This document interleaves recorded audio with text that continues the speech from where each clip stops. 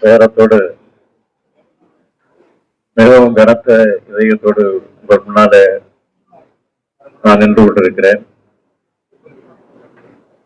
கரூர்ல நடந்திருக்கக்கூடிய இந்த கொடூரமான செயலை பற்றி, விபத்தை பற்றி விவரிக்க முடியாது. அந்த அளவுக்கு ஒரு சோக சூழ்நிலை ஏற்பட்டிருக்கு. அதை பத்தி விவரமா சொல்லக்கூடிய மனசு கூட என்னுடைய மனசுல இடம் கொடுக்கல. அந்த அளவுக்கு ஆன வேதனையில் இருக்கிறேன். நேற்று இரவு ஒரு 7:45 மணி அளவுக்கு சென்னையில அதிகாரிகளோடு கலந்து பேசிக் கொண்டிருந்த போது கரூர்ல ஒரு சம்பவம் ஏற்பட்டிருக்கு. கூட்ட நெரிசல்ல மூச்சுத்திணறல் ஏற்பட்டு பல பேர் மூச்சுத்திணறலுக்கு ஆளாகி மருத்துவமனைக்கு அழைச்சிட்டு போறாங்க அப்படின்னு ஒரு செய்தி எனக்கு கிடைச்சது. செய்தி கிடைச்ச உடனே இந்த கரூர் தொகுதியினுடைய சட்டமன்ற உறுப்பினர் முன்னாள் அமைச்சர் செந்தில் பாலாஜியோடு நான் தொடர்பு கொண்டு இந்த மாதிரி செய்தி கேள்விப்பட்டன, உண்மையா, உடனடியாக நீங்க மருத்துவமனைக்கு போங்க, போய் என்னன்னு பாருங்கன்னு சொன்னேன். அதுக்கப்புறம் கலெக்டர் இடத்துலையும் தொடர்பு கொண்டு நான் கேட்டபோது அவரும் சில விஷயங்களை தான் சொன்னாரு. அடுத்த 5 நிமிடங்கள்ல மருத்துவமனைக்கு எடுத்து சொல்லப்படக்கூடிய முதல்ல 4-5 பேர் அழைச்சிட்டு போயிருக்காங்கன்னு செய்தி வந்துச்சு. அப்புறம் போக போக பாத்தீங்கன்னா அதிகமான பேரை மருத்துவமனைக்கு தூக்கிட்டு போறாங்க அப்படின்னு செய்தி தொடர்ந்து வந்துட்டு இருந்துச்சு. அதுக்கப்புறம் பார்த்தா மரண செய்திகள் வர ஆரம்பிச்சிருச்சு.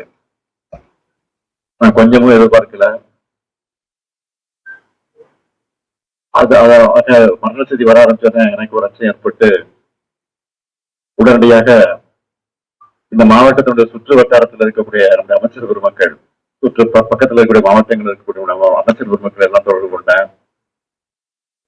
அந்த அடிப்படையில் அன்பில் மகேஷ் தஞ்சாவூருக்கு போயிட்டு இருந்தாரு. அவரை தொடர்பு கொண்டு உடனடியாக கரூருக்கு போக சொல்லி உத்தரவு போட்டு அவர் வந்தாரு. அதுக்கு பிறகு நம்முடைய மக்கள் நல்வாழ்வுத்துறை அமைச்சர் மா சுப்பிரமணியத்தை சென்னையில் இருந்து உடனடியாக போய் என்னன்னு பாருங்க அப்படின்னு அவரையும் அனுப்பிச்சு வச்சேன். அப்புறம் டிஜிபி, சட்டம் ஒழுங்கு ஏடிஜிபி ஆகிய அதிகாரிகள் எல்லாம், காவல்துறையுடைய உயர் அதிகாரிகள் எல்லாம் தொடர்பு கொண்டு நான் உடனடியாக இதை பற்றி கவனிக்க வேண்டும் என்று போர்க்கால அடிப்படையில் நடவடிக்கை எடுக்கன்னு சொல்லி உத்தரவிட்டு அவர்களை அனுப்பி வச்சேன். அந்த செய்திகள் எல்லாம் என் மனசை கலங்கடிச்சது. அதுக்கு பிறகு உடனடியாக நான் தலைமைச் செயலகத்துக்கு போய் அங்க நம்முடைய மூத்த அமைச்சர் துரைமுருகன் அவர்கள், நேரு அவர்கள், வேலு அவர்கள் அமைச்சர்கள் சென்னையில் இருந்தாங்க. அவனையும் கூப்பிட்டுட்டு தலைமைச் செயலகத்துக்கு போயிட்டேன். அதிகாரிகளையும் அழைச்சு, டிஜிபியும் அழைச்சு அதுக்கு பிறகு கலந்து பேசி என்னென்ன செய்யலாம், என்ன நடவடிக்கை எடுக்கலாம், எப்படி நடந்துட்டு இருக்கு விவரம்லாம் கேட்டேன். எல்லாரையும் முக்கியமான பல்வேறு மாவட்டங்கள் இருக்கக்கூடிய மாவட்ட ஆட்சித்தலைவர்கள், அதிகாரிகள், கரூரை ஒட்டி இருக்கக்கூடிய 5-6 மாவட்டங்கள் இருக்கக்கூடிய அரசு அதிகாரிகள் எல்லாம், மருத்துவர்கள் எல்லாம் உடனடியாக அந்த பகுதிக்கு கரூருக்கு போகும்படி உத்தரவிட்டு அவங்க எல்லாம் வந்து சேர்ந்திருக்கிறாங்க. அதெல்லாம் விசாரித்தேன். ஆக இப்படிப்பட்ட நேரத்துல பொதுமக்களும் ஒத்துழைப்பு தர வேண்டும் என்று நான் கேட்டுக்கொண்டிருக்கிறேன்.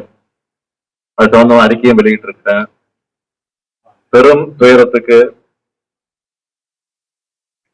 இந்த சம்பவத்துல மொத்தம் 39 உயிர்கள் இதுவரைக்கும் நம்ம இழந்திருக்கிறோம்.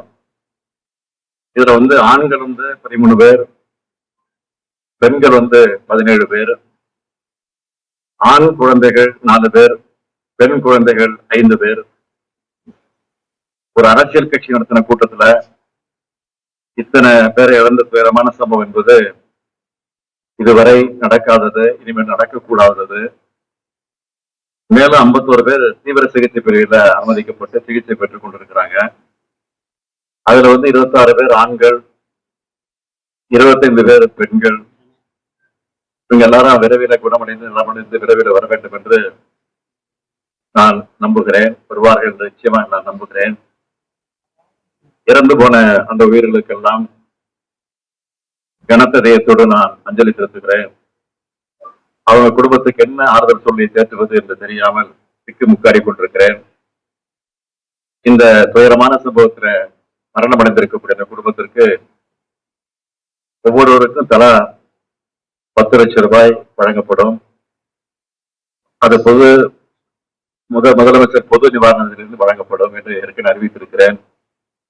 காயமடைந்து மருத்துவமனை சிகிச்சைக்கு அனுமதிக்கப்பட்டிருக்கக்கூடிய அவர்களுக்கு தலா 1 லட்சம் ரூபாய் வழங்கப்படும் என்று அறிவிக்கப்பட்டிருக்கிறது. அது மட்டுமல்ல, ஓய்வு பெற்ற உயர் நீதிமன்றத்தினுடைய நீதியரசர் திருமதி அருணா ஜெகதீசன் அவர்கள் தலைமையில ஒரு நபர் விசாரணை கமிஷன் ஆணையத்தை உடனடியாக அமைக்க நான் உத்தரவிட்டிருக்கிறேன். அதற்கு பிறகு இன்று காலையில் 9:30 மணிக்கு தான் வரலாம் என்று முடிவு செய்து விமானத்தில் டிக்கெட்டு பதிவு செஞ்சிருந்தேன். ஆனால் இந்த கொடூரமான காட்சிகள் எல்லாம் தொலைக்காட்சியில பார்த்தபோது எனக்கு மனசு கேட்கல. வீட்டில் இருக்கவே என்னால முடியல. அதனாலதான் முன்கூட்டியே போக வேண்டும் என்று நான் திட்டமிட்டு 1 மணி அளவில் விமானத்தை பிடித்து இங்க வந்து சேர்ந்திருக்கிறேன். ஆகவே மீண்டும் மரணமடைந்து இருக்கக்கூடிய அந்த குடும்பத்தைச் எல்லாம் மீண்டும் ஆறுதலை தெரிவிக்கப்படுகிறேன். காயமடைந்தவர்கள் விரைவிலே குணமடைய வேண்டும் என்றும் என்னுடைய ஆசையையும் வெளிப்படுத்துகிறேன். நன்றி.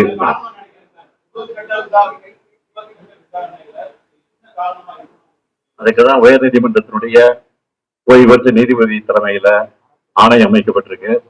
அந்த ஆணையம் விசாரிச்சு முழுமையா சொல்றோம். இதுக்கிடையில நீங்க கேட்கிற மாதிரி அரசியல் நோக்கத்தோடு எதையும் சொல்ல நான் விரும்பல. திருப்பி தான் சொல்ல போறேன். ஆனா ஆணையம் அதுக்காக அமைச்சிருக்கிறோம். ஆணையத்தின் மூலமாக உண்மை வெளிவரும். அந்த உண்மை வெளிவருகிறப்ப நிச்சயமாக உரிய நடவடிக்கை எடுக்கப்படும். சார், விஜய் கைது செய்யப்படுவாரா சார்?